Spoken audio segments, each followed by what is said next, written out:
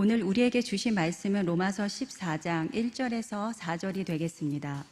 찾으신 후 저와 여러분이 한 절씩 교독하신 후 마지막 절은 다 함께 합독하시겠습니다. 로마서 14장 1절에서 4절 말씀입니다. 믿음이 연약한 자를 너희가 받되 그의 의견을 비판하지 말라. 어떤 사람은 모든 것을 먹을 만한 믿음이 있고 믿음이 연약한 자는 채소만 먹느니라. 먹는 자는 먹지 않은 자를 업신여기지 말고 먹지 않는 자는 먹는 자를 비판하지 말라. 이는 하나님이 그를 받으셨음이라.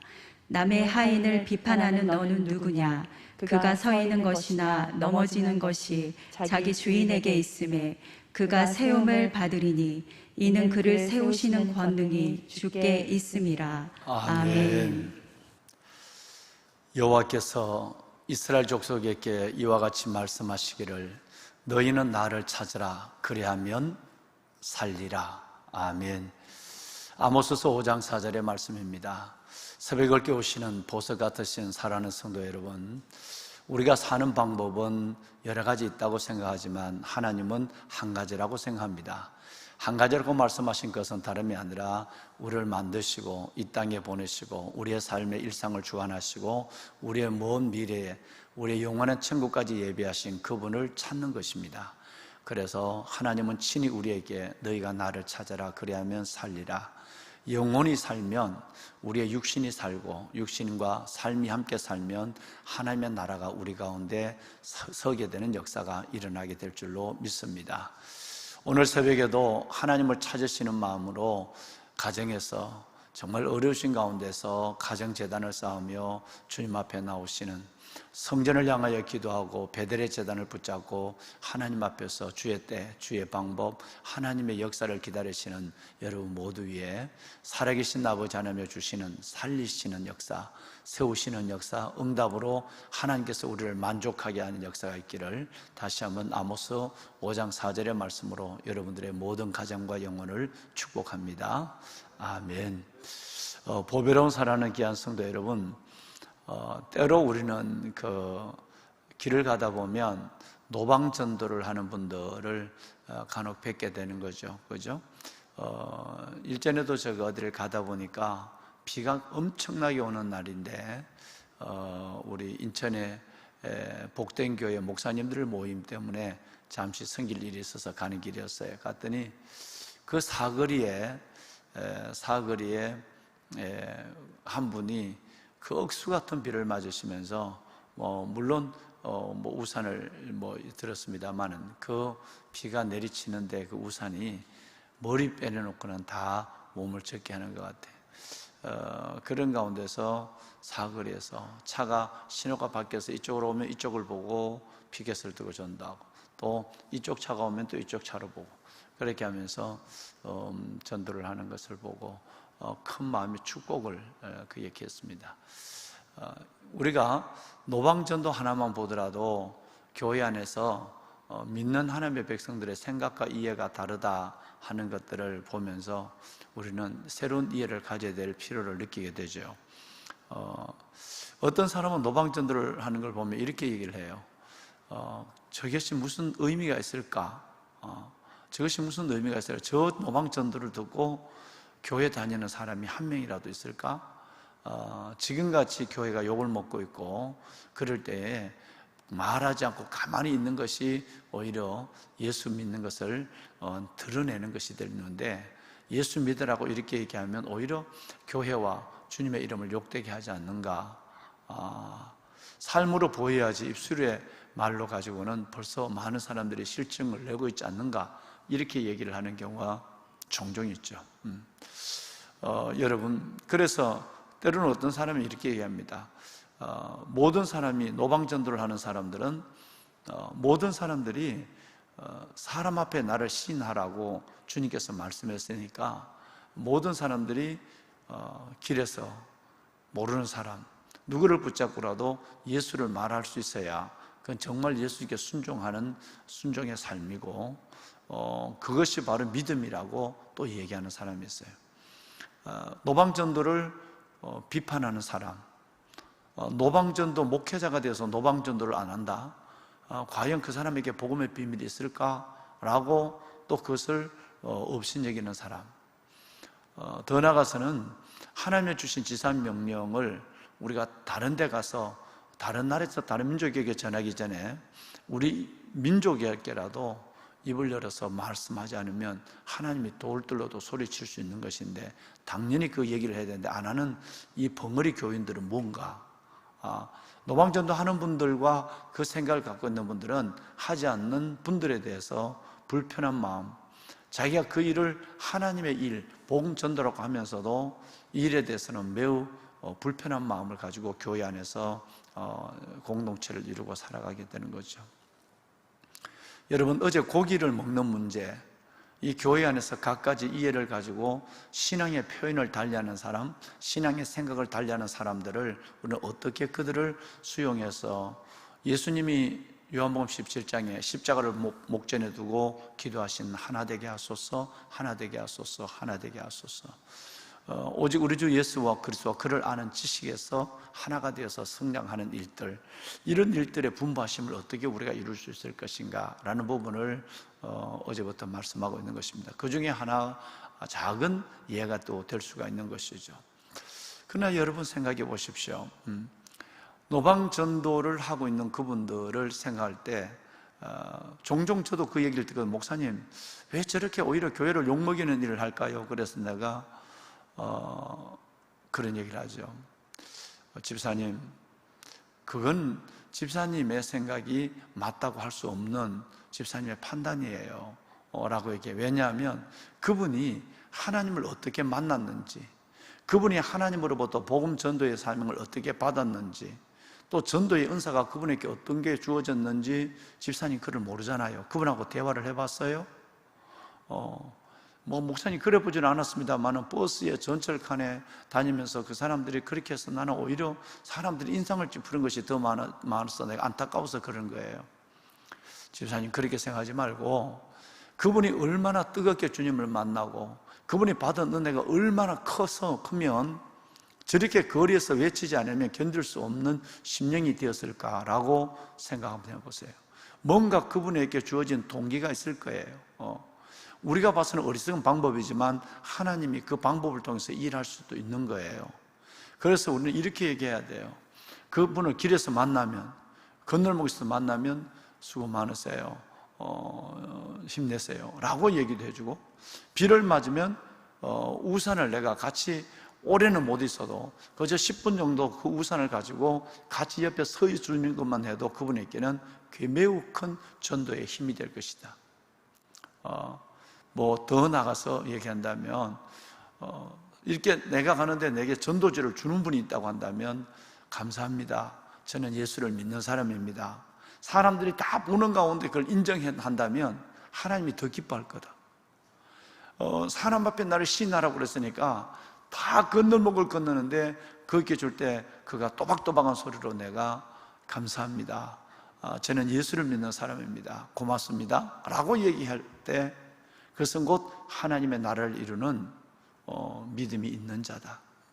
그 사람들을 없이 여기지 마라, 비판하지 마라 라고 하는 성경을 우리는 여러 번 읽는다.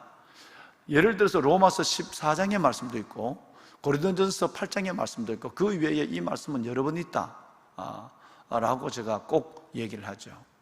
여러분, 혹시 여러분의 생각은 어떠신지요? 여러분 이 일을 보고 불편하신 것 때문에 그 불편한 마음의 생각도 불편한데 이걸 갖고 다른 사람에게 왜 저 사람은 저렇게 전도하지? 라고 하는 것 갖고 말을 하셨다면 여러분은 건강하지 않습니다. 틀림없이 여러분은 건강하지 않습니다. 제가 지금까지 드린 이 말씀을 종합해서 생각해 보면 여러 가지 상황 속에서 하나님이 행하시는 일들에 대해서 여러분은 내가 모르고 말할 수 있고 판단할 수 있고 비판할 수 있고 업신여길 수 있었다는 것에서 우리는 실수함을 하나님 앞에 가기 전에 깨달을 수 있을 것입니다. 여러분, 이런 것입니다. 어제 말씀을 드렸지만 교회 안에서 이런 일들은 굉장히 많습니다. 초대교회는 한 예를 설명하고 있는 거예요.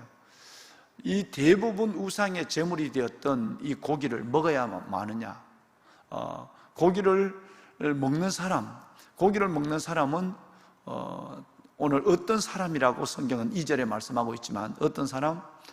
좀 더 얘기하면 믿음이 있는 사람, 먹을 만한 믿음, 이 모든 걸 수용할 수 있는 믿음, 이 믿음이 있는 사람, 이 있는 사람이 있고, 고기를 못 먹는 사람이 있다. 이 사람은 대부분 처음 믿는 사람이고, 원색적으로 믿는 사람이고, 율법적으로라도 믿는 사람이고, 하나님 앞에 터부한 일들, 금욕이나 금기시한 일들에 대해서 선을 꺼놓고 믿는 사람이다. 그러면 그 사람의 연약함을 1절에는 그 사람들을 믿음이 연약한 사람이라고 1절에 말하고 있는데, 그 믿음이 연약한 사람을 너희는 비판하지 마라. 고기를 먹는 너희들이 아직도 믿음이 저래서 하고 비판하지 마라. 어제 말씀드렸지만 모든 것들은 다 하나님께서 왔다. 모든 것이 하나님의 것이다. 하나님은 만왕의 왕이다. 그러니까 하나님을 믿으면 나의 행동은 자유할 수 있다 라고 하는 자기 믿음을 가지고 그렇게 사람을 판단하지 마라 라고 오늘 성경은 말하고 있는 것입니다. 별것 다 따지네, 별것 다 가리네, 무슨 고기에 귀신의 이빨 자국이 있냐, 침이 묻어 있냐, 웃는 말로 이렇게 얘기하면서 그들을 마음껏 내가 고기를 먹으면서 먹지 않는 사람들을 비판한 건 안 된다. 3절에 내려와 보면 우리 주님께서는 이 두 사람에 대한 것에 옳고 그름보다도 한 가지 얘기를 요구하고 있어요.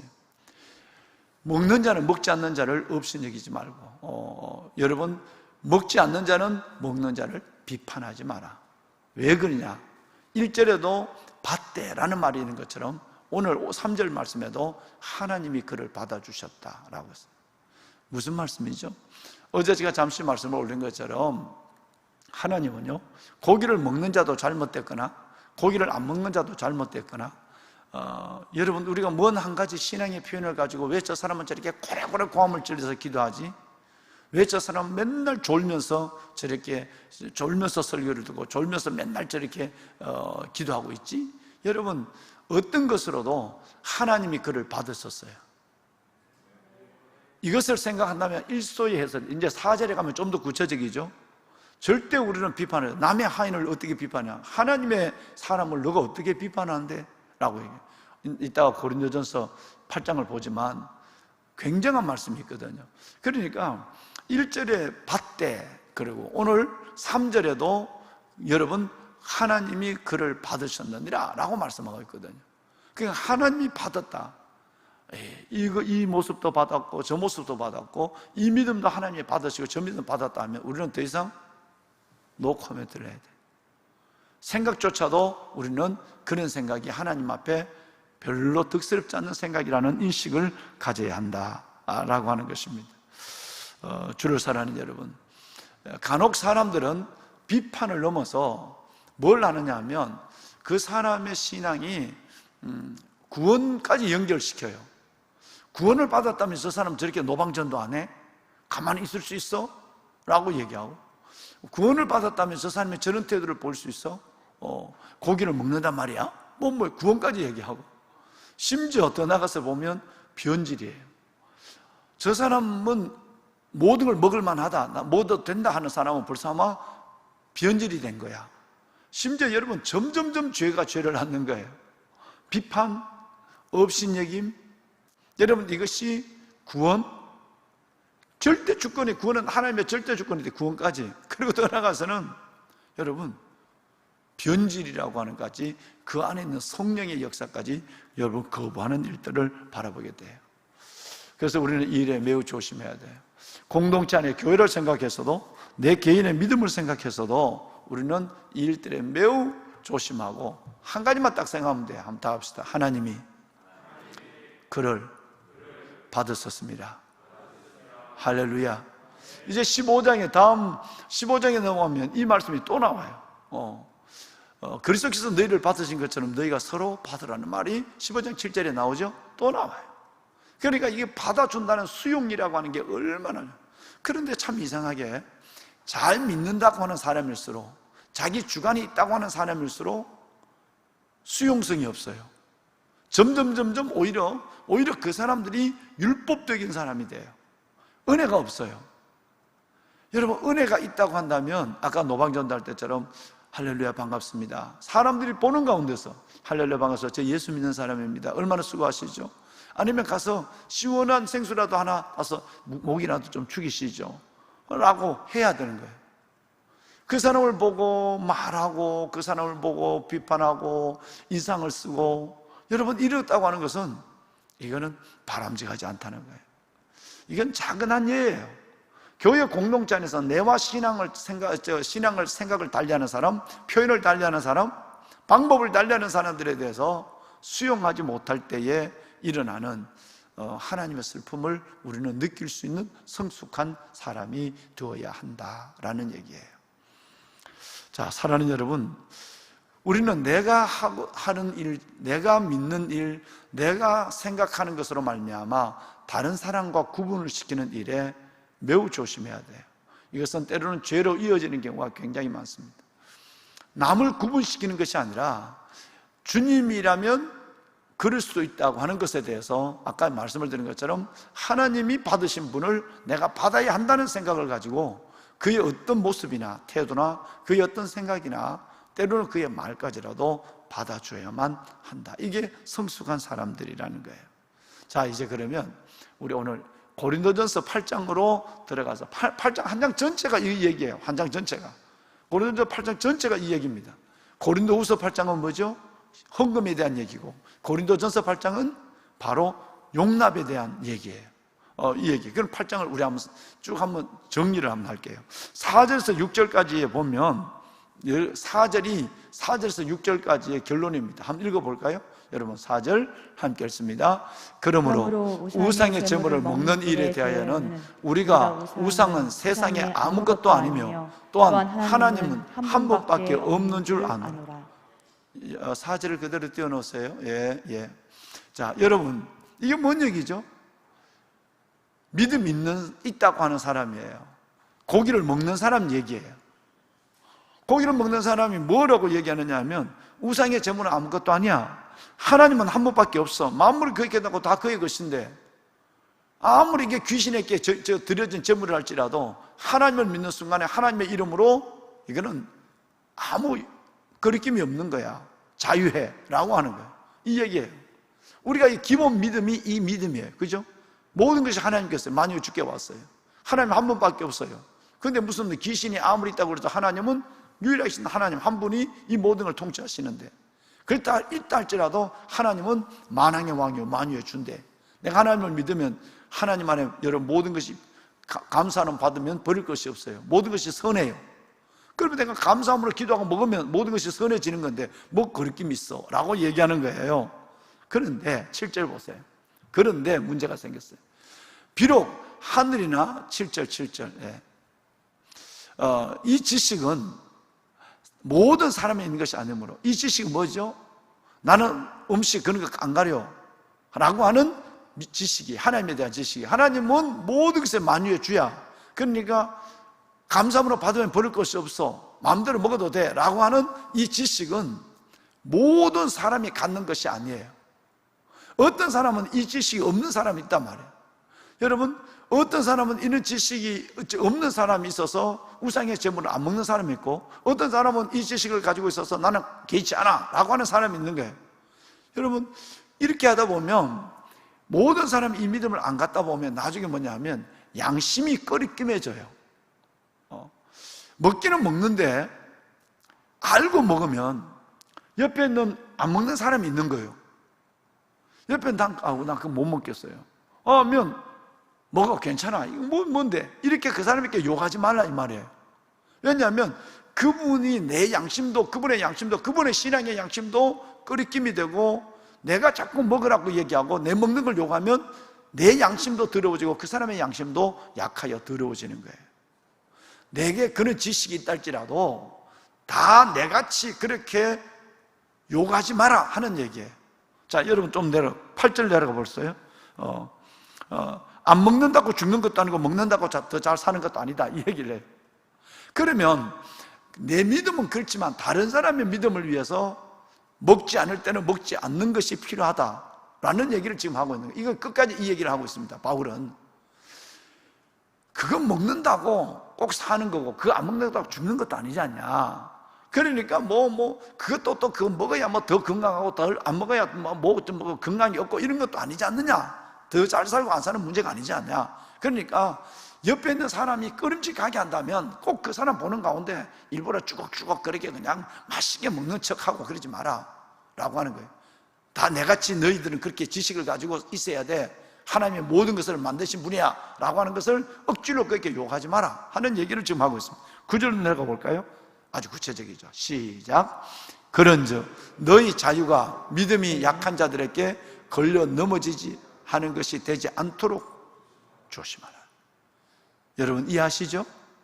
가정에서 예배하시는 여러분 이해하시죠? 내 믿음이 있는 거, 난 믿음이 대단해, 그러니까 난 그런 거 관계 안에 무시해, 난 자유했어, 이런 믿음이 약한 사람들에게 시험거리가 되지 않도록, 걸려 넘어지지 않도록. 그 걸려 넘어진다면 문제가 생긴다. 일단 얘기하겠어요. 11절 보면 이렇게 됐어요. 너의 지식이, 너의 인식, 너 믿음이 약한 자가, 믿음이 약한 자가 멸망하나니 그는 그리스도께서 위하여 죽으신 형제라. 이게 굉장히 무서운 얘기예요. 너가 믿음이 있다고 막 하고 내처럼 믿으라고 얘기하는 거, 너 같지 않으면 믿음이 약하다고 비판하는 거, 여러분 이것은 곧 그 형제를 너무너무 시험에 들게 해서 그 형제를 믿으면서 중단시킬 수도 있다, 멸망시킬 수 있다는 거예요. 그러면 무슨 문제냐면 주님이 그를 위해서 죽으셨다는 것을 생각해야 된다. 그 사람은 누구냐? 너처럼 주님이 그 형제를 위해서 죽은 분이야. 그만큼 대단한 값을 지불한 형제야. 그러니까 그는 그리스도께서 위하여 죽으신 형제라는 걸 생각하면 얼마나 내가 그에게 요구하는 나의 믿음, 내가 그에게 요구하는 나의 방법, 이것이 무서운 것인가 라는 것을 바울은 여러분 여기서 말합니다. 여러분 똑같은 지금 바울이 얘기하고 있는 거예요. 고린도전서를 기록한 바울이 로마서를 지금 기록하고 있어요. 로마서를 기록한 바울이 고린도전서를 기록하고 있는 거예요. 그러니까 이게 얼마나 중요한 문제라면 고린도 교회도 얘기하고 있고 여러분 로마 교회도 얘기하고 있는 거예요. 여러분 이것이에요. 우리가 여러분 이거 지금 이렇게 지금 믿고 있나요? 아니거든요. 두 가지를 하잖아요. 내처럼 안 믿으면, 내 생각이 안 따라오면 마음이 불편해. 두 번째는 여러분 기어이 말을 해서 내처럼 믿으라고 얘기해. 여러분 이 두 가지를 꼭 한다는 얘기예요. 하나님의 믿음의 표현의 다양성과 생각의 다양성과 하나님만이, 하나님이 누가 맞고 틀렸다 이 얘기를 하지 않거든요. 일단 하나님이 뭘 틀렸다 얘기하냐면 내가 고기를 먹는 거나 먹지 않는 거나 이게 틀렸다 맞다 하려고 하잖아요. 다 받았었습니다. 하나님께 다 받았다고 그래요.